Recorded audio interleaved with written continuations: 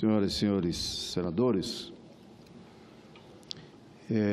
o meu tema de hoje quero falar sobre a questão dos agentes comunitários de saúde, uma vez que está aqui sobre a mesa do Senado Federal, que já passou nas comissões, esse debate sobre o piso salarial dos agentes comunitários de saúde e outros direitos aqui já debatido nas comissões.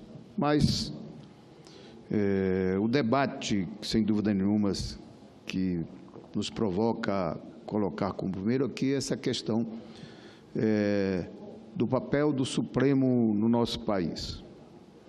Nós somos de uma geração que apostamos que, para corrigir as injustiças sociais, as diferenças no nosso país e para corrigir 500 anos de dominação de uma classe dominante que levou o nosso país a acumular riqueza cada vez mais na mão de poucos e a pobreza na mão de muitos, é que nos moveu, ainda no período dos militares, a chamar o povo para se organizar, se juntar, tomar consciência, construir os seus instrumentos de defesa dos seus interesses imediatos, como os sindicatos, os movimentos, nas lutas sociais, mas também resolvemos criar um partido, o Partido dos Trabalhadores, para também influenciar na política e disputar também a política e o poder político do nosso país. E nós apostamos exatamente na democracia, apostando que a democracia é vontade da maioria e, portanto, um povo organizado e consciente pode redirecionar o destino do nosso país. E foi isso que, em 1º de janeiro de 2003, quando Lula recebe a faixa de presidente da República, ali a nossa geração, o povo brasileiro, resgatou para si a possibilidade de intervir nos destinos do nosso país. E foi isso que o governo Lula fez, né? Mudou o destino desta nação, mudou o destino de um povo que vivia abandonado, desprezado pelos governantes e criou a possibilidade de o país se desenvolver, ter crescimento econômico com distribuição de renda, com geração de emprego, dando oportunidade para todos e foi mais longe, criou políticas públicas, tirando, portanto, do orçamento da União para direcionar este orçamento através de políticas públicas para criar dignidade e cidadania para aqueles que não tinham dignidade e cidadania no nosso país. E foi isso que nós fizemos. É só ver as políticas que foram criadas e que chegou para o cidadão. Minha Casa Minha Vida, Luz para Todos, Bolsa Família, mais médicos, mais creches, todas as políticas que oportunizaram o cidadão que estava abaixo da linha da pobreza, que estava abaixo da linha de dignidade humana e se estabeleceu, portanto, o desenvolvimento humano e processar mudanças fundamentais na família brasileira, principalmente dos pobres. E fizemos uma verdadeira revolução na educação. Só para pegar um exemplo do meu estado, o estado do Pará. Há 100 anos só tinha uma universidade, chamada UFPA. Em 12 anos de governo do PT, nós criamos mais 3 universidades.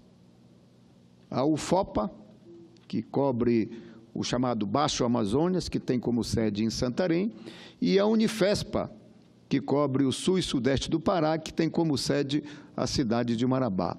Além da gente implantar nas principais cidades do interior um Instituto Federal Tecnológico com ensino superior, dando oportunidade para que a juventude do interior do nosso estado tivesse oportunidade de ter acesso ao ensino superior, ao ensino público superior gratuito, como políticas públicas para colocar essa juventude e oportunizar-se de se preparar para contribuir profissionalmente no desenvolvimento do nosso país, não só o desenvolvimento econômico, mas também no desenvolvimento social.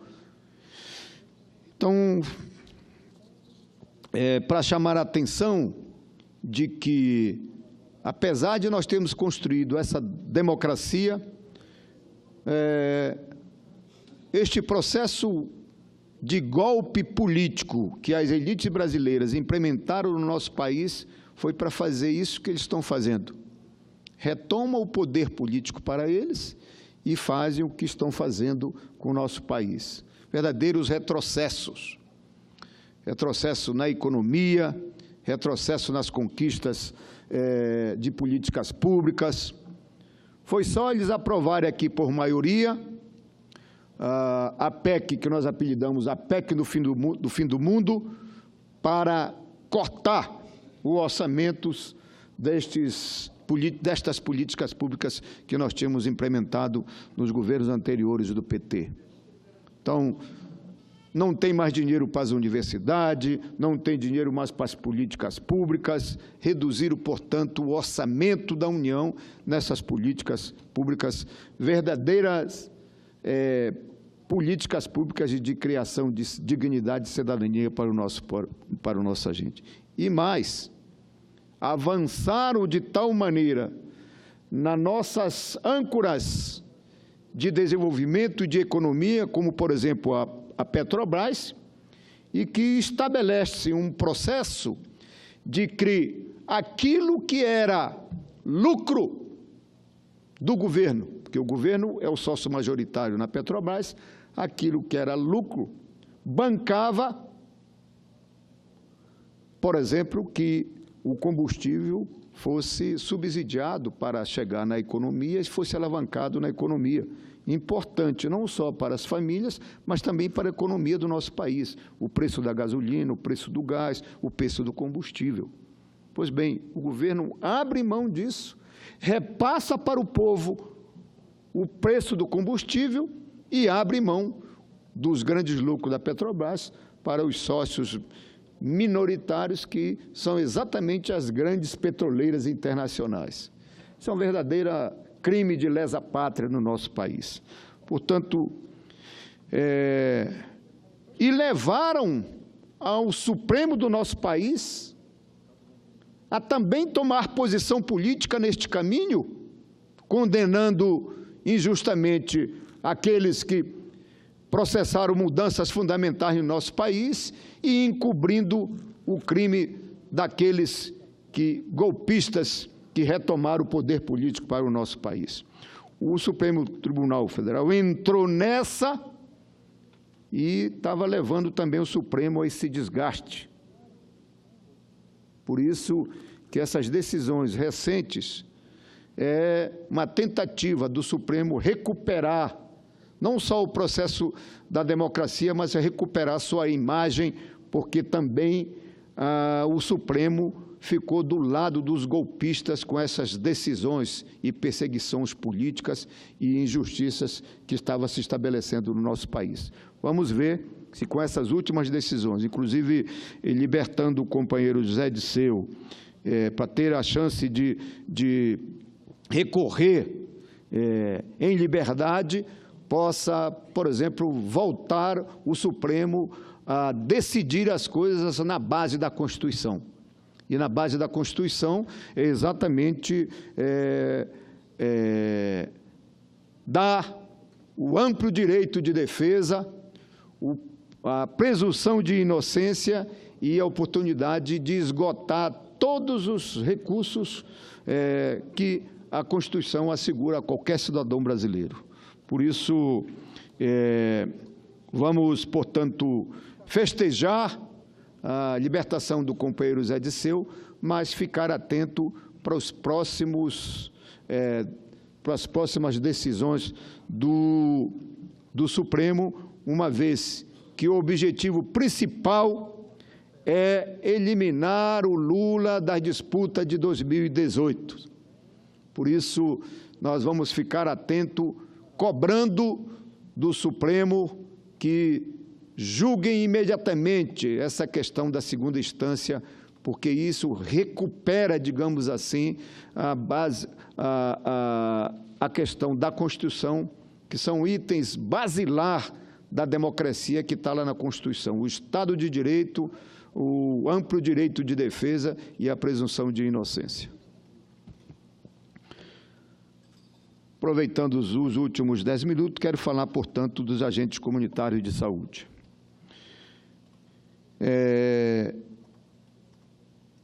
A medida provisória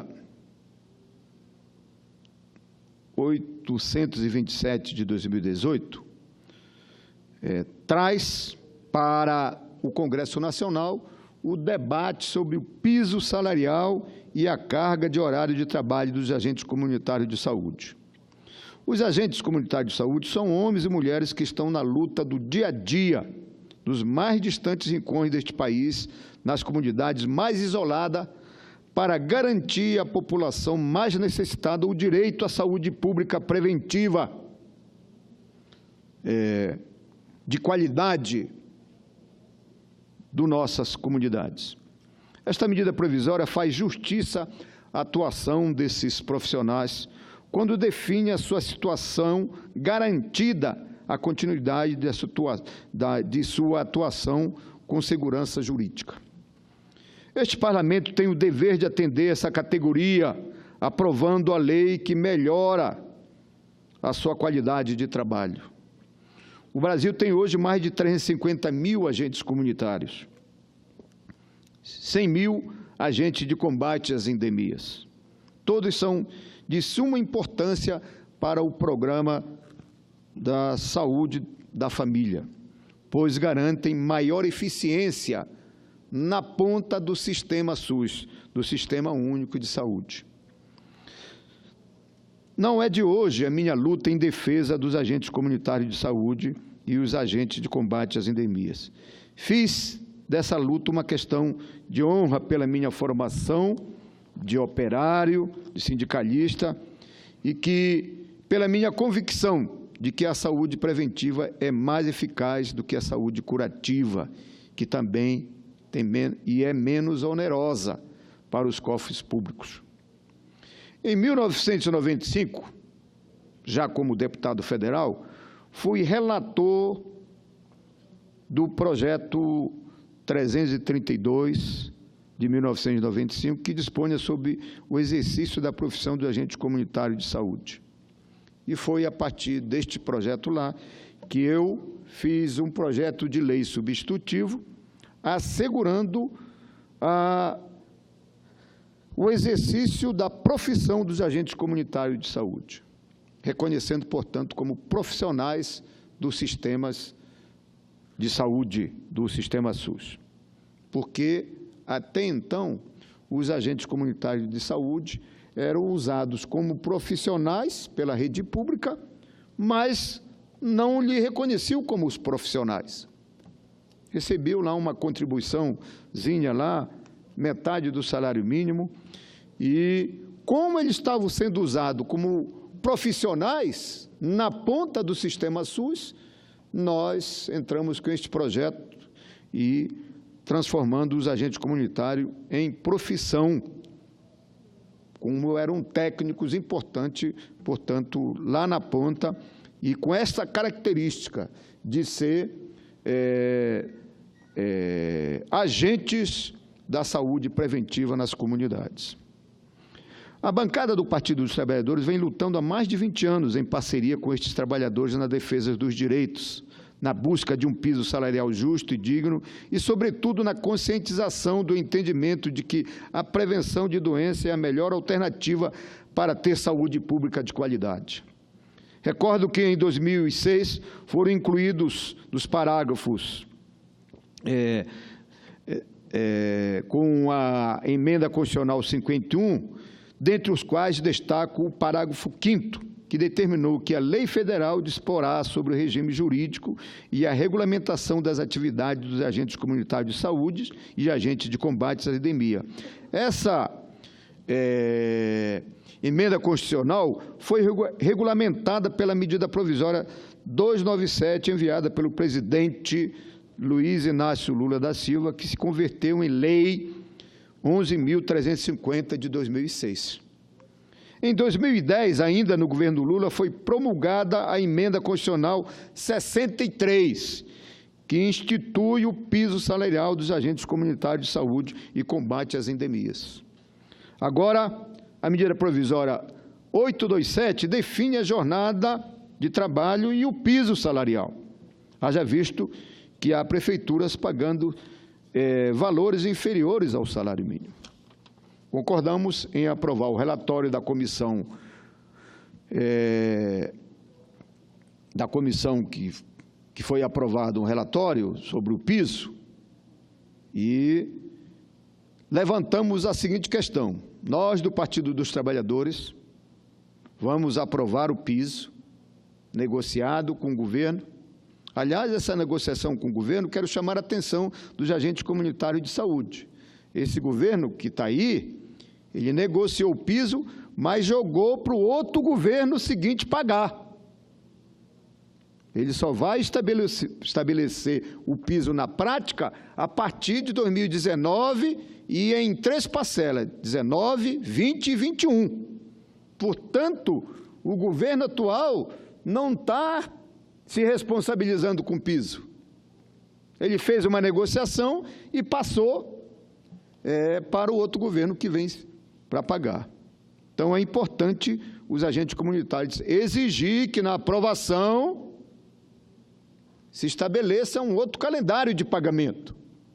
Mas, o que eu quero colocar nesse debate aqui, que nós, do Partido dos Trabalhadores, não vamos abrir mão de que também, junto com o piso, seja assegurado, através de uma emenda que nós colocamos na medida provisória, para discutir a previdência social naquele período que os trabalhadores, agentes comunitários de saúde, recebiam um salário, mas não lhe era descontado a previdência.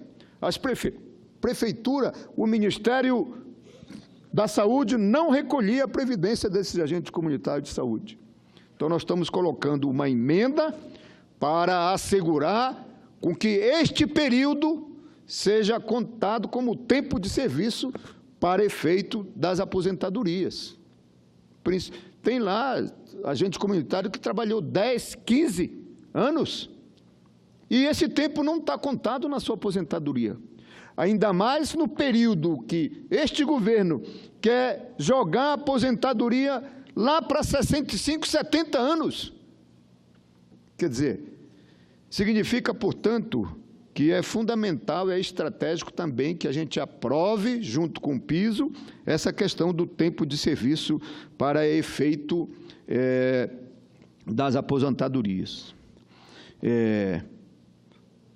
Portanto, senhor presidente, o governo Temer, que aprovou a medida provisória do teto dos gastos, que congelou por 20 anos os recursos para a saúde, para a educação, e que aprovou a reforma trabalhista, rasgando a CLT, precarizando o trabalho em diversos setores da economia, poderá aprovar essa medida provisória sem garantias previdenciárias. Tão fundamental para a categoria, repito, restando evidente que este governo não tem nenhuma sensibilidade com o tempo de serviço para a categoria. Portanto, o Parlamento tem o dever de priorizar esta pauta que está sendo reivindicada há anos pelos agentes comunitários de saúde.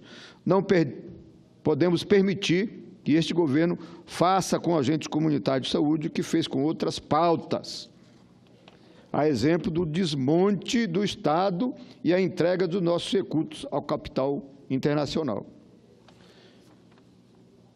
como o pré-sal, por exemplo, e abre mão de R$1 trilhão para as grandes multinacionais, beneficiando principalmente a Shell e prejudicando ainda mais os trabalhadores brasileiros. Por exemplo,